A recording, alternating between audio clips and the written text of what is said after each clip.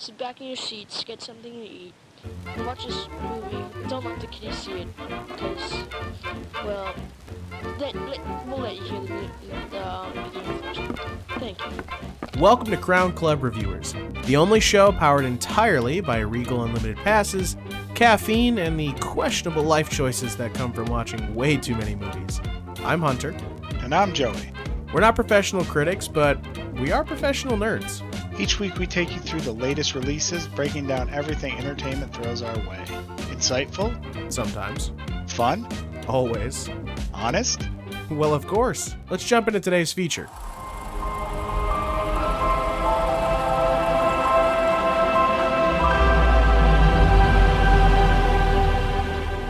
Wow! Blam, blam. Hi, everybody. It's us. Let's go. What's going on, everybody? It is us once again, the OlderNDumber boys here on CCR, coming at you from YouTube or wherever you watch us for another movie review. And if you can't tell what we just went and watched, well, then I suppose you are not an avid video gamer. Yeah, only a Super Mario fan could enjoy what we just watched. I think if you at least just know what a Mario is, I think you can very much enjoy this movie. So We don't think after 40 years that the Super Mario Brothers are ingrained enough in the cultural zeitgeist. that's a very good point. Honestly, if you don't know who Mario is at this point, I don't know what you've been doing the last 40 years. I can understand 40 years ago. But I was just about to say, when the live action movie came out in the 90s or whatever, understandable. Mm-hmm. It's been many years. Many moons have passed. Well, guys, we went and watched the Super Mario Galaxy movie. Directors Aaron Horvath, Michael Jelenic, and Pierre Ludick. Three directors? This yes. must have been a train wreck. All three of these guys also did the first Mario movie, so it's a continuation. And then the writer Matthew Fogel was the writer for this. And then we had stars Chris Pratt, Charlie Day, Mr. Christopher, you might even say. Chuck Day, Charlie Day, Anna Taylor-Joy, Glenn Powell, and Brie Larson. Those were and Jack Black, obviously, and Donald Glover, and Donald Yoshi Glover for this movie. The insane. No Seth Rogen this time. No, I'm glad. I'm happy. I would have been ridiculous. Yeah. As much as I love Donald Glover, I wonder if he'll win an Oscar from this, honestly. I mean, this is the same thing as like Vin Diesel playing Groot, right? Oh yeah, right? Like it's crazy. I love it, but it's crazy. I want to see him in the booth. I want to see what lines he actually recorded. Yoshi. I want to know if they had him actually record lines, and then they were like, okay, now just say Yoshi in the same tone you just did that. That would be really funny. Well, we went and saw it in a absolutely packed theater. Yeah, we got 2 or 3 of the last 5 seats. Mm-hmm. It's been nonstop. I mean, this movie has had a packed theater every day since it released. I mean, they were filled. So we were in Showtime, all of it. Theater 9 was being filled simultaneously. Mm-hmm. They were both seated at the same time, and there was just a stream of people going into both theaters. Just constant. It was crazy. So this movie definitely is going to succeed financially, 100%. But what it is review wise, critically. Boom, boom.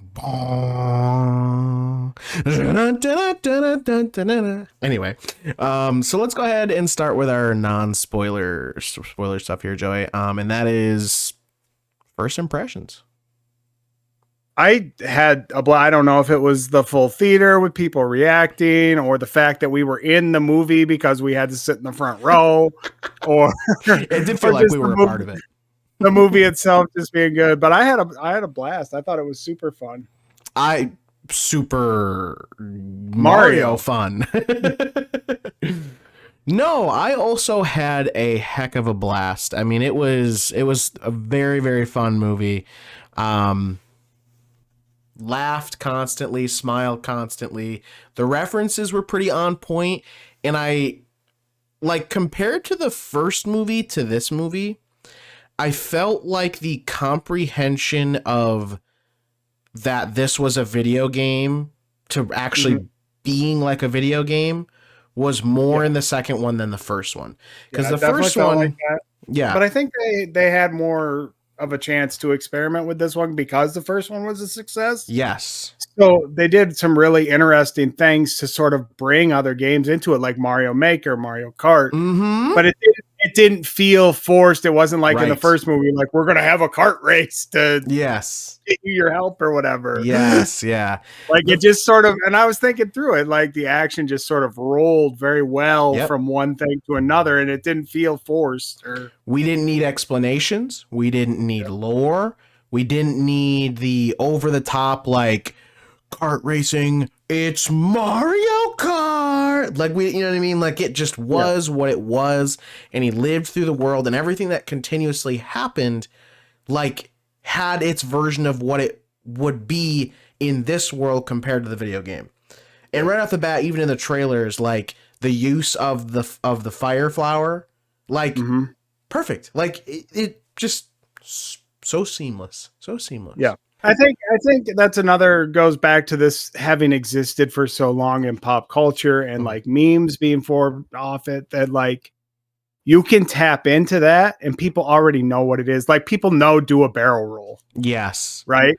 So like, even though like that should have been a thing we were expected, people were still hyped for it because it's become such a knit part of the lore and stuff around that. So one large thing just from the trailers, right, is the fact that we were getting so many new characters. And I would even say on top of what the trailers gave us, there was even more to find within the movie itself. I think my non-spoiler question for you, Joey, is the fact that we did get so many characters. Did it feel like the extra characters we got were throwaway and sort of trailer bait, or did you feel like there was intention behind it, and that it wasn't just, like I said, trailer bait? No, I think they were all handled pretty well. Having sort of the Mario 2 bosses show up where they did, and fill the role that they filled felt fine.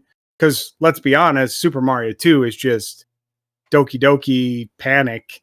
It's not even Super Mario 2, so they're lucky they're even in the movie. Yeah, they're lucky. They should consider themselves lucky. You know, I thought Rosalina was the way that they were able to introduce her, make her feel powerful, and then still put her in peril felt good. Bowser Jr. felt like a real threat, like more than a threat than Bowser. Yeah. At times. And then Star Fox was sometimes they'll be like, oh, this character's cool, so you have to think he's cool. They actually they wrote him as a cool character and it worked. Yeah. How do you feel about this movie and its influence on people of a younger age, people of our age, people of a new generation, of the introduction of older video games? I mean, the fact that we are able to take a 40-year-old video game about plumbers, and it's now, I mean, it helps that the Mario franchise itself got so popular because it's so good. But like the fact that kids who are watching it are like, what else is old? Is what there was other things? Like, where's my Nintendogs movie? Right. There's actually, in the spoiler section, I want to come back to this because there's actually a scene in this movie that I feel sort of relates to that. Yeah. But no, I feel like it's so good to see. And like, I'm sure if we went back and watched this again, there's Easter eggs that we missed. But I know at points how I leaned over and I was like, oh, that's Samus's ship. And we were talking afterwards, like after this movie makes enough money to buy a country, make whatever they want. The Nintendo universe through Illumination is basically set in stone at this point. We're getting every. I would like to. It'd be really cool. It'd be a lot of fun. All right, guys. Well, if you hear that noise, that means we are heading into the spoiler section of our review. So if you have not seen the movie and you don't want to be spoiled, then make sure you pause this, go watch it, come back and continue. Or if you don't care about being spoiled, go ahead and continue on through and listen to us jibber jabber. Or if you just want to get our review score, go ahead and skip on down to the end and get our final review. I want to go with favorite scene. What's your favorite scene? Probably Fox crashing out over his ship being destroyed. Yeah, that was pretty good. I like you were just saying about Star Fox. Like he isn't a cool character for cool character's sake. Like it's not like, oh my gosh, okay, we get it, you're a cool guy. He was wrote as a cool character and he was cool. Like he would you felt like, oh damn, he was really cool. They got Star Fox, and I'm happy about that. And especially when we got to the end of the movie, and he's walking away from the prison, and he's like, "Oh yeah, Rosalina fixed my warp drive, so I'm going home." So it's like Star Fox movie. Mm-hmm. Glenn Powell's probably like, "Yes, please." No, I thought that was fun. I think a Metroid movie would go hard. Yeah, like so wow, would go hard. And you think that was Samus's ship? Yeah, that was definitely Samus's I'd have to ship. double check what Samus's ship looks like, but yeah, I mean, if you're certain, then it had like the little hooky things on the front, and so it sort of looks like a crab. Yeah, it probably was then. Man, what was my favorite scene? There was a lot of good stuff, which like makes me happy. It was very fun. I think my favorite scene, I loved when they were babies. Like that was some funny shticks. Like that was good. And the fact that they brought like you were just saying in the non-spoiler section, there was so many references to so many games, but it didn't feel like too forced. Like it felt like it hit where it needed to or was said where it was. Like I enjoyed it a lot. And it was references that you wouldn't really know were references unless you knew the games. So Baby Mario and Luigi was awesome. Pretty wild. The fact that we got Dry Bones Bowser, crazy. And they, dude, in the video game thing where his top of the line security system Bowser OS was NES style. Yes.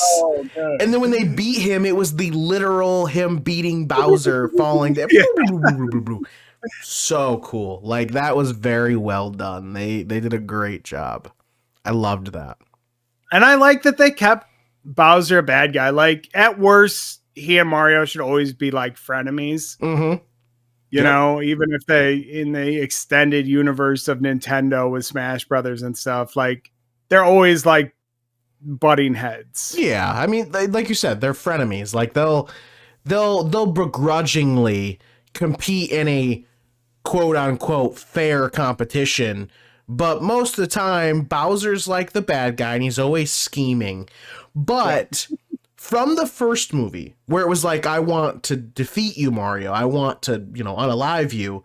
To the second movie, where we get the real Bowser that's like, yes, I'm a bad guy. And, I don't like Mario, but I don't think he needs to, never be around again. You know what I mean? Like, he's very, very Joker to Batman. Like, I hate Batman, but... They need each other. Who am I without the bat?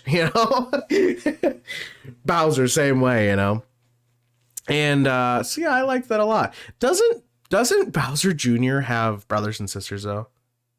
There's the Koopalings, which were like Super the Mario Brothers one and the girly one. I'm not sure if they're. I think they might be like cousins.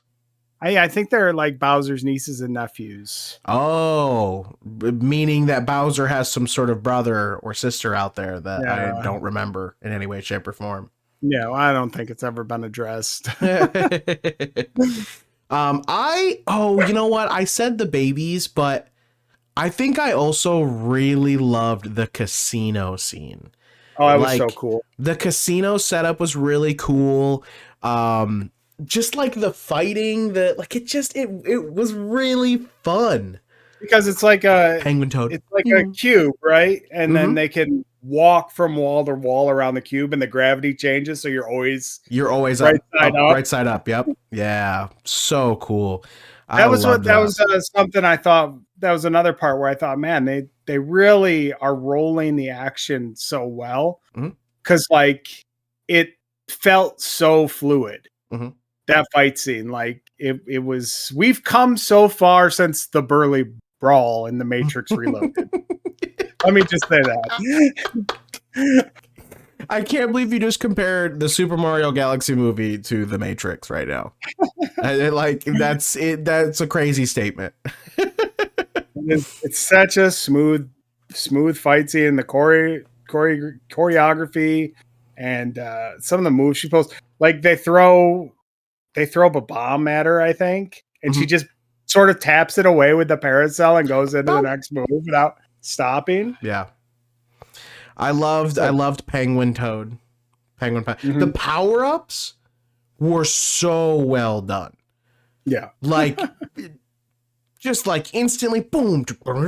The sound effects were all there without being like overly there, Yeah. you know? So like it worked And I like really that we well. didn't revert the character growth from the first movie. Yeah.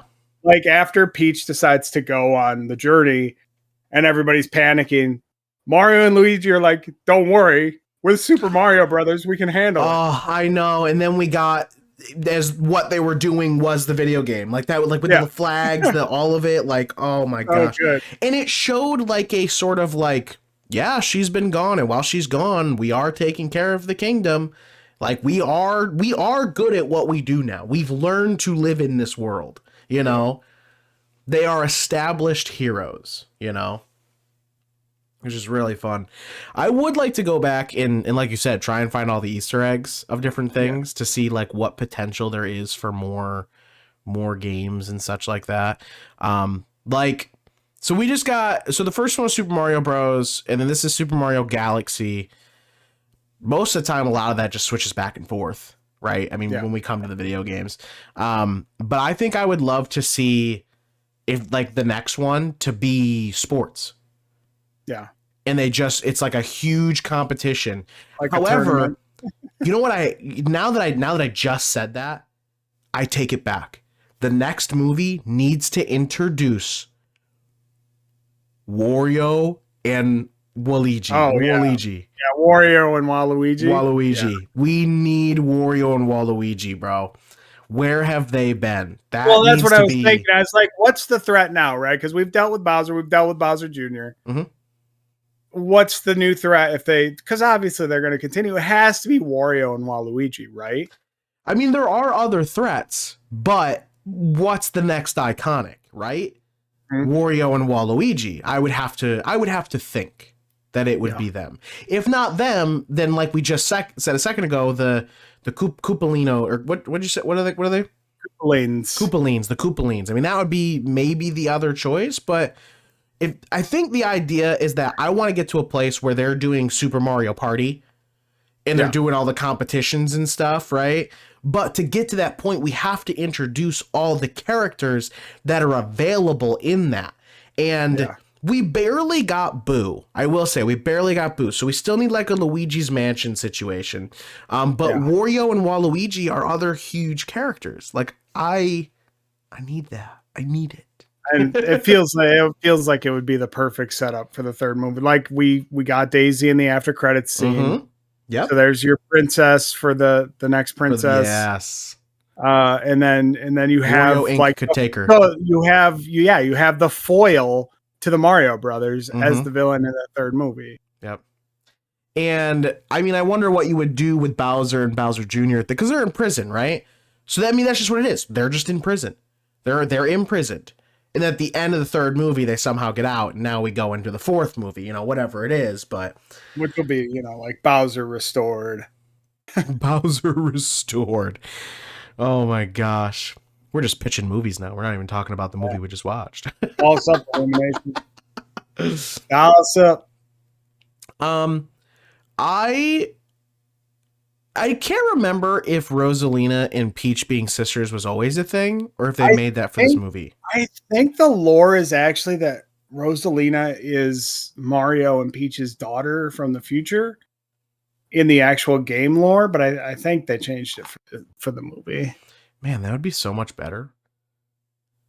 We'd have to double check that, but yeah, I wasn't sure. I couldn't remember, but either way, I mean, I still love what they did.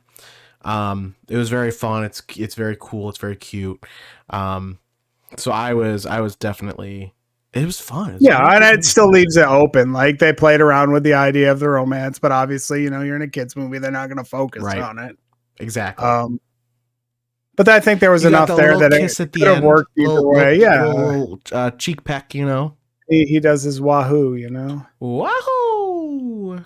How about we go ahead and move on to our final ratings? Unless you had anything else you wanted to talk about.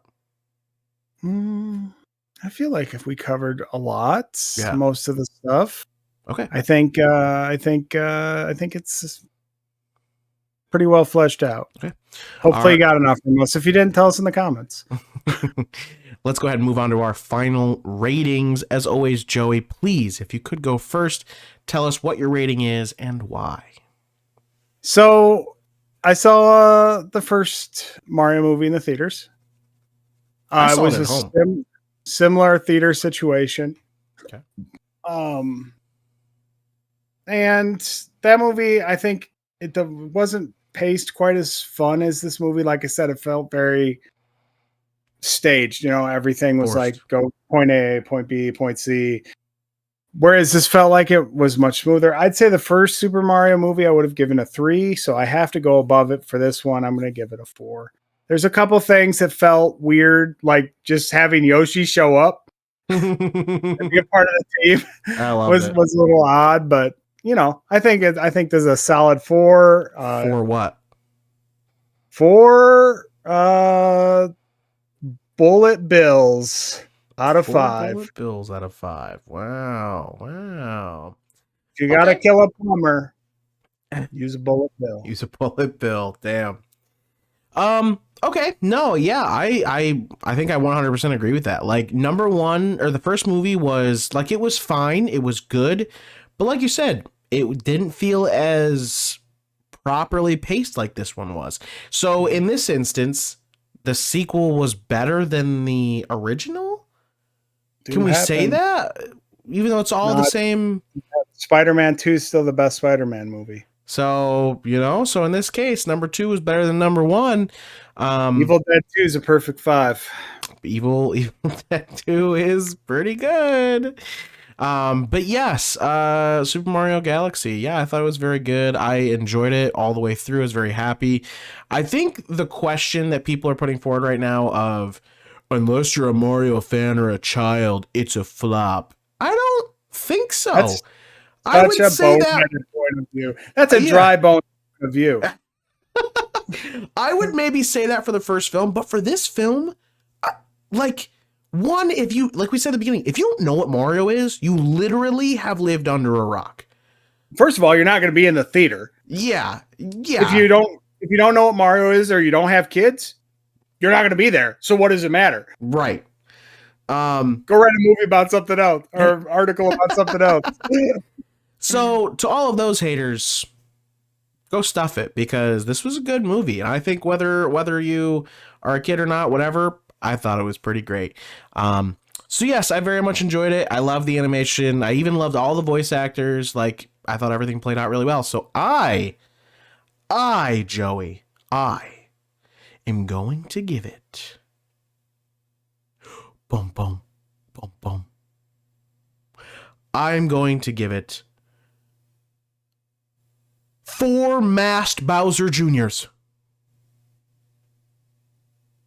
Because that was an interesting thing to add to Bowser Jr. for this movie. Now I should feel like I should have done dry bone Bowser skulls. Oh, that would have been good. That would have been good. We could have been matching. But yeah, I'm gonna give it 4 as well. I very much enjoyed the movie. I thought it was a lot of fun, and I most certainly would watch it again. I wouldn't say the same for the first one, but I would watch this one again. Yeah, this one definitely feels better than the first one. Well, guys, tell us what you thought of the Super Mario Galaxy movie. And if you have any comments or suggestions about what we talked or whatever, or let us know what upcoming movies you're excited about that we need to go see. But you guys are great. Thank you so much for listening, and we will make sure to see you at the movies.